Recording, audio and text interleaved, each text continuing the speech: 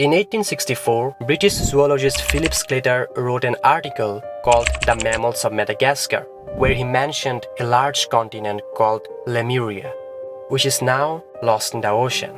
The word Lemuria comes from lemur, which is a group of primates with large eyes and long tails. In that article, he observed that there were many more species of lemur in Madagascar than in Africa or India. So he thought lemurs originally came from Madagascar. But now, there is a problem. Madagascar is separated from other lands. So how did lemurs get to Africa and India then? To explain this, Sclater proposed that there was once a place called Lemuria, a piece of land that linked Madagascar with Africa and India. This would have let lemurs move and spread across Asia and Africa. This hypothesis became even more famous when in 1868, biologist Ernst Haeckel published a book titled The History of Creation. In his book, Haeckel said that Lemuria wasn't just for lemurs, but it could also be where the very first humans came from. He thought there were 12 different kinds of humans, and the very first ones evolved from ancient primates on Lemuria. So on top of the lemur theory, some people started to believe this lost land could be the birthplace of all humans as well.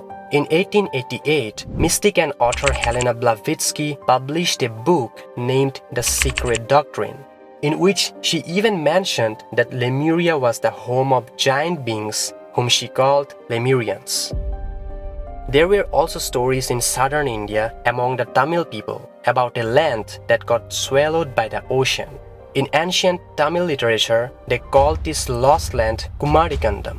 These stories say Kumari Kandam was a whole kingdom ruled by kings called the Pandyas. And when Kumari Kandam was submerged, its people spread across the world and founded various civilizations.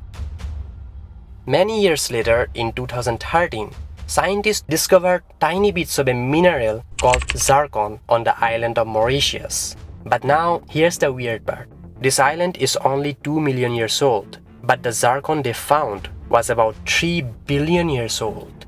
So scientists concluded that this zircon must have come from a landmass that might have existed between India and Madagascar when those two places were much closer.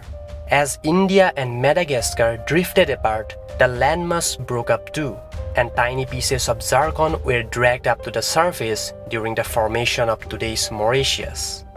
Also, according to researchers at India's National Institute of Oceanography, about 14,500 years ago, the sea level was lower by 100 meters, and about 10,000 years ago, the level was 60 meters. This means there could have been a landmass that is now lost.